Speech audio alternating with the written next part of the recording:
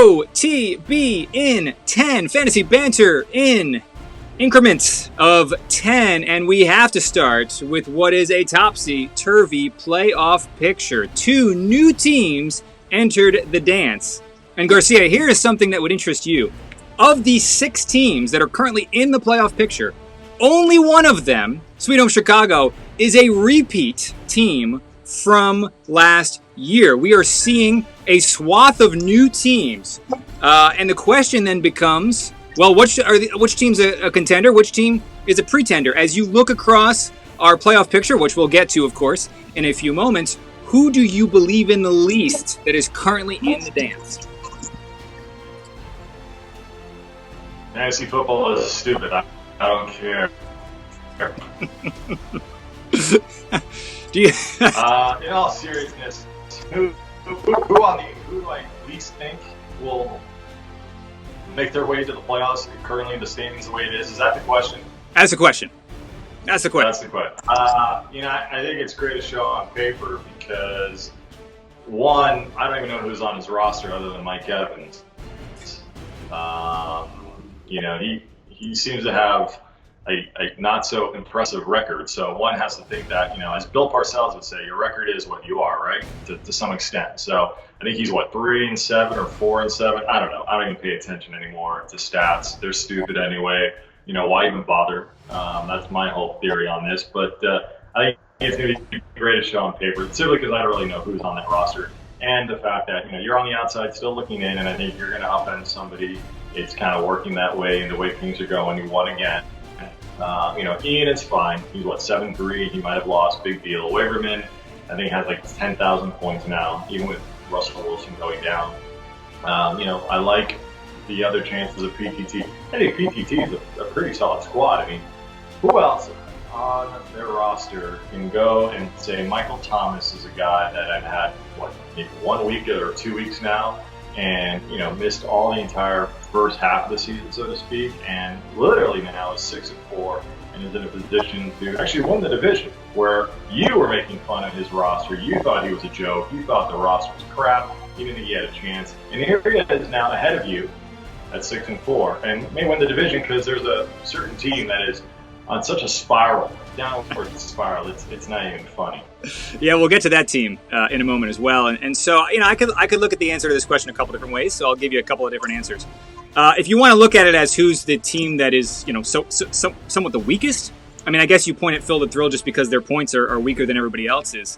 But I think you could look at this question differently, and you could say, at this point in the fantasy season, I tend to rely a little bit less on roster construction and player performance, and a little bit more about barriers to entry, because we're getting into that point now where it's kind of a crapshoot. And so the barriers to entry start to be a little bit more important. And so what I mean by that is, if you've got a chance at a first round bye, I'm going to automatically put you in a better position. You've got one less week where something can go wrong. So that makes me look closer to the teams that are going to probably play on wildcard weekend. And so of the 2, Greatest Show on Paper and Waverman, which is funny, is the current league leader in points. But Waverman hasn't had 125 plus points since week 5. Greatest Show on Paper has obviously a lot of strength coming back with Nick Chubb and Aaron Jones on any given week. Nick Chubb, I think the unfortunate thing is that I think we're seeing now he's never going to shake Kareem Hunt. And that is probably okay, but the opportunities for him to have 30-plus point weeks, it's diminished because he's never going to shake who is kind of a 60-40 timeshare split, and a very good one at that. So there's maybe an issue there, but the rest of the roster is pretty solid. I'll make a comment kind of broadly, which is to say, if you looked at where we were last year, in 2019, the top 4 teams, week in and week out from this point onward, were so utterly dominant, right? So Gronk TDs, I think, had 150-plus points 3 of the last 6 weeks last year. Wristbands was killing it every week. Sweet Home Chicago were setting points records for individual weeks. Sidebar, I think, only had 3 or 4 weeks that they didn't go under 125 all year last year. They're 100 points above the pace of our current point leaders at this point last year. So I do sit there and I ask, what is happening? And is this something that we should look at in the offseason, and because scoring in the NFL has never been higher, right? So you could say injuries and this and that. Scoring in the NFL has never been higher. Has the third flex position stretched us too thin? Because I'll tell you something right now. Of all the teams that are currently the best teams in OTB, I don't think any of them are as good as the top 3 or 4 teams last year in OTB. And that's just my opinion. And I look at one position in particular that I think might be adding to that. And that's actually not the flex position, because I think, we could talk about removing a bench spot. We could talk about if the third flex is just stretched rosters too thin. The tight end position is a complete joke. The tight end position, the top scoring tight end last week did not score more than the top 25 wide receivers or top 25 running backs. It is a position that we're literally just zeroing out from week to week because we have to. So I'm curious if we want to look at that position in the offseason as something that should change. I'll just leave that there. But if you're going to ask me right now if I'm scared of any of the teams in OTB from a point perspective, just data, I mean, the answer is no. I think they're all championship contenders in that I don't think any one of them is necessarily much different than the other. How's that for your hot take of the week?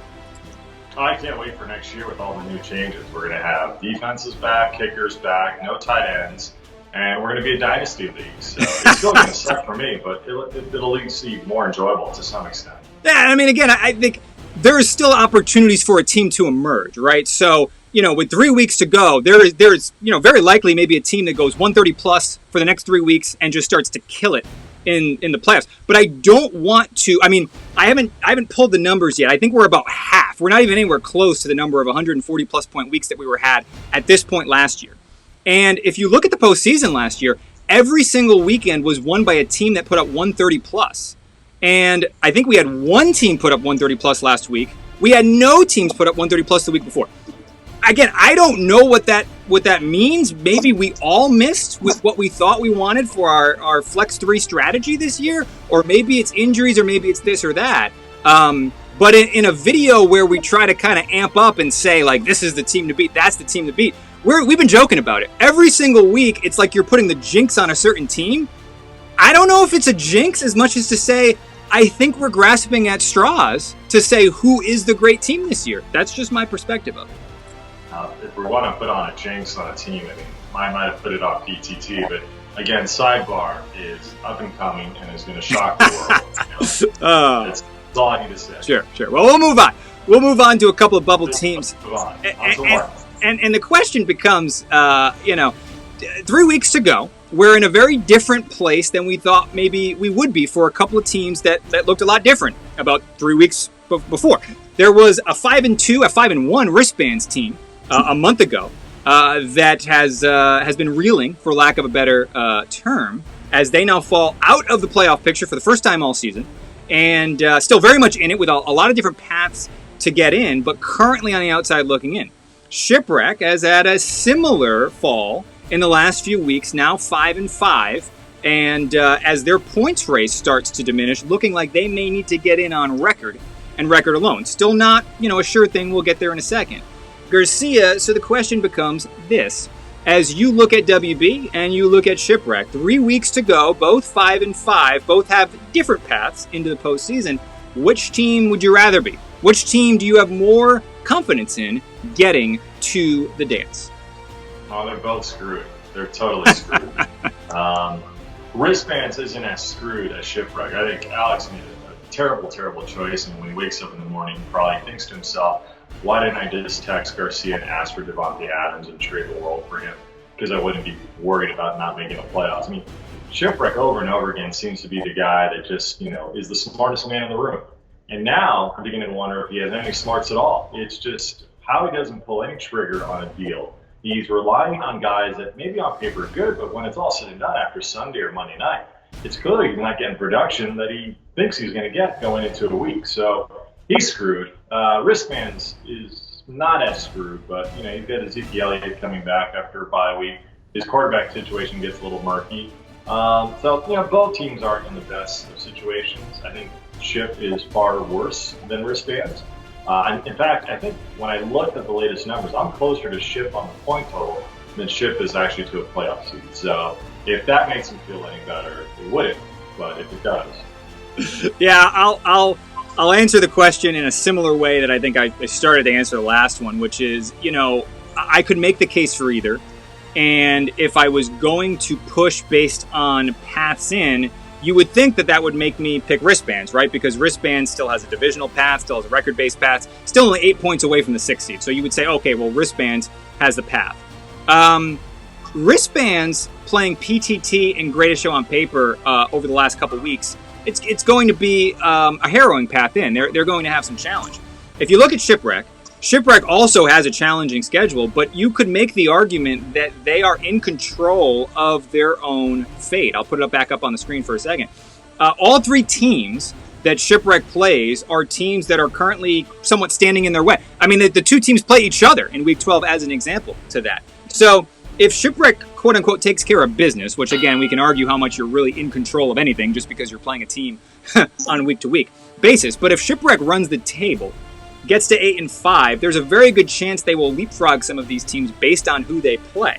So that'd be my argument for Shipwreck. WB, I think, yes, from a roster perspective, we've seen that team perform. Haven't performed lately, but from a roster perspective, we've seen that team perform better.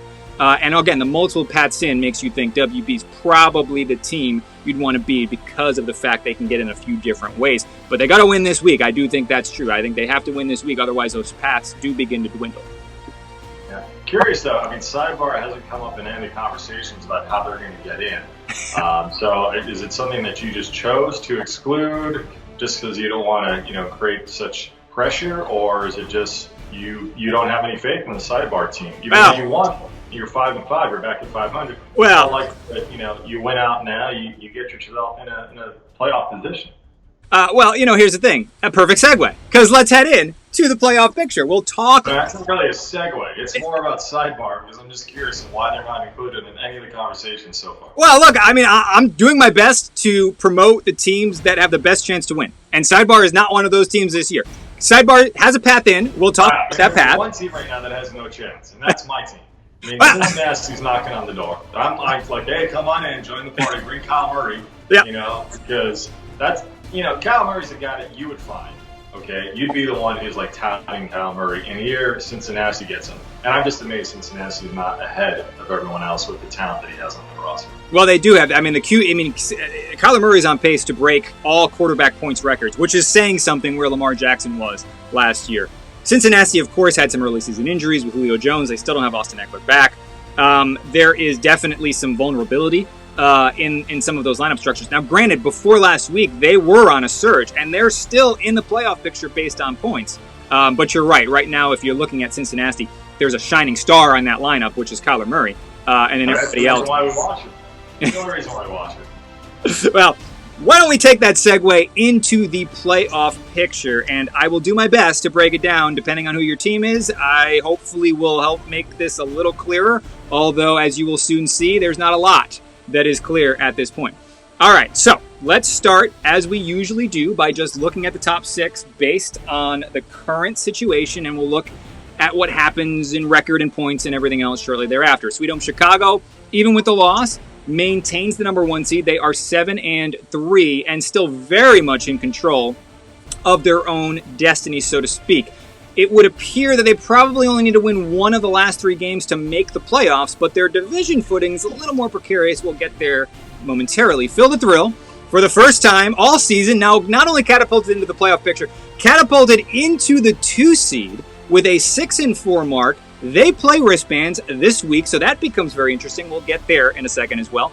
Regulators and All Aboard the Baby Bus both put together wins last week. Both looked strong. Regulators more so with 125-ish points without the benefit of any of their star running backs. So once they get back, maybe they are a team that we should be looking more closely at.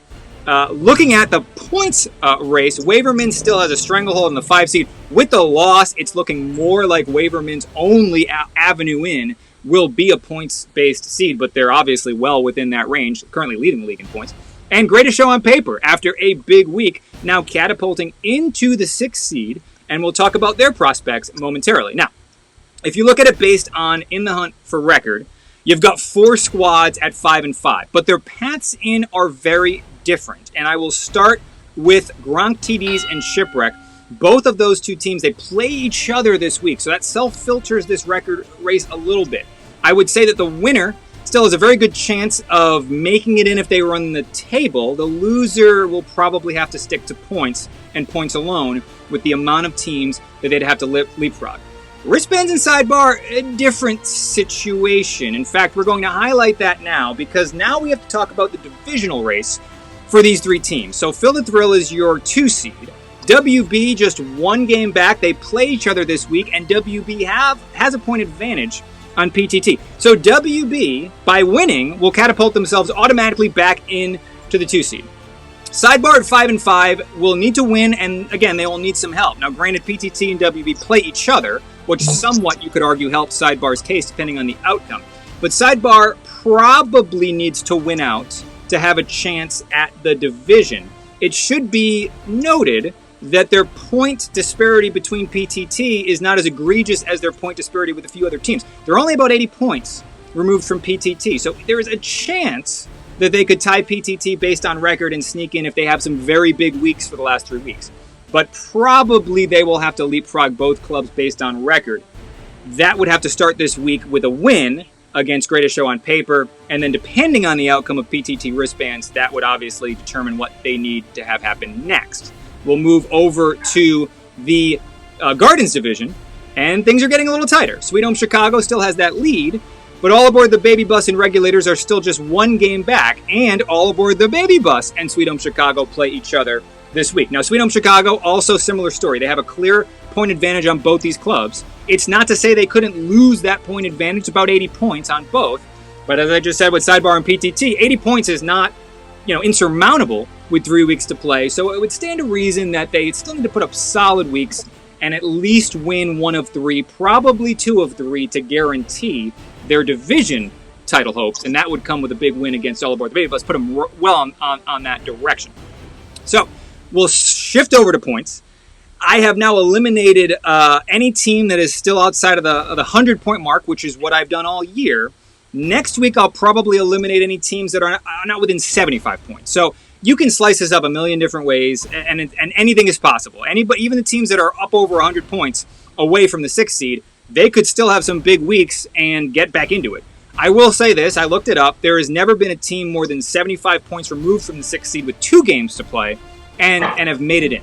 So if you're not within 75 points going into this point next week, you're probably not going to make it in on points. It's not impossible, of course, but it's mathematically improbable. As you can see here, WB, closest to Greatest Show on Paper. But Gronk TDs, and to a lesser extent Cincinnati, they're not super far away. And with WB, as I've shown you on all these graphics, again, multiple Pats in. They are still a legitimate division contender. They could still sneak in to a wild card record seed. They are still very much alive in points. So you can't really write them off yet. A lot of things to unpack, but let's try to just pause here. And if you've been able to keep up with any of that, Garcia, if you've even wanted to, what are your initial thoughts here on our topsy-turvy playoff chase? I mean, I got nothing, dude. I got nothing after that, whatever that was.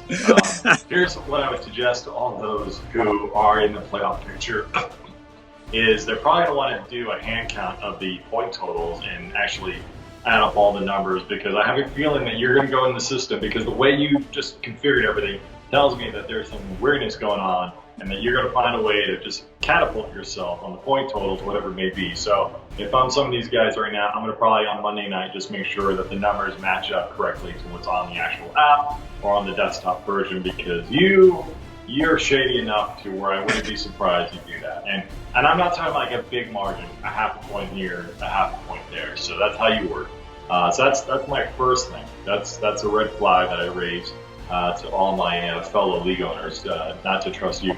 The other thing too is just, is this a sign of, is this a good thing or is this a bad thing? I'm beginning to wonder if this is really good, because if it's so murky and ugly that, we just have nothing really to say, oh, here's the best team, here's the second best team. Right now, I'm beginning to wonder, is the best team really going to win when it's all said and done? I know Ian's got a great record, but I'm worried that we might have a 6th seed win, which is going to basically make us the baseball playoffs, and a wild card team is going to win it. So we may need to look at this playoff structure of yours that you created, that you so put together, that you thought was all wonderful. And I'm going to ask myself, and probably have league owners consider this, do we really need to change our playoff format? Because this is going to turn ugly. It's ugly now. It's going to get even worse. Yeah, I mean, look, you're not wrong, but two things can be true. I'm never wrong. Oh, yeah, well, I wouldn't go that far. Devin Singletary would beg to differ. But I will I will tell you this. That's stupid. There's a difference between wrong and stupid. I will tell you this. The playoff picture is everything you just described and still fair. It's chaotic. It is messy. It's not fair to guys like Ian, who's going to be a number 1 seed, play great all season long, and then he's going to face a 4 seed, whatever it may be, or a 6 seed who gets on a hot streak. It's a crapshoot. I mean, that's the sports. We need to rechange this. I think all the teams need to be allowed in. We have a clean slate. Wow. We change the format. We go into like a Moneyball situation. It's a round robin, whatever it may be. It's like College World Series. It's like March Madness. Because this is ugly. We'll give the top team some money, maybe $5, $10, and then we lay it all out for the best team that wins in the bubble. Because that's what sports is all about, is playing in a bubble. It's interesting that the 12 seed is most interested in advocating for a round-robin March Madness tournament right now. That's shocking to me if that would be the case. 12 seed last year, they would be on board too. I'm sure. Yep. 2 seasons before that. I'll get every 12 seed from years ago to be on my train here. Look, I'll tell you this, and this is coming from someone who could have more easily snuck into the postseason this year if it was all record-based. I still think points-based is the fairest way to have a couple of seeds that bail teams out. It would be egregious right now if Waverman, the most points in the league, not only wasn't in the playoff picture at this stage, was pretty much eliminated because of their record. I do think that even though, again, it's messy. Waverman still then could have had himself an opportunity to build for next year and say, you know what, I'm not winning this year. I'm not going to get the numbers I need. So let me sell off some of these great assets and build for the future. That's what you call a league. That's what you call a franchise. That's dynasty. All right, well, we're not a dynasty league yet. Our whole thing is like, oh, it's all new. It's a fresh new toy. I mean, it's like, oh, all right, I'm done with this. On to the next thing.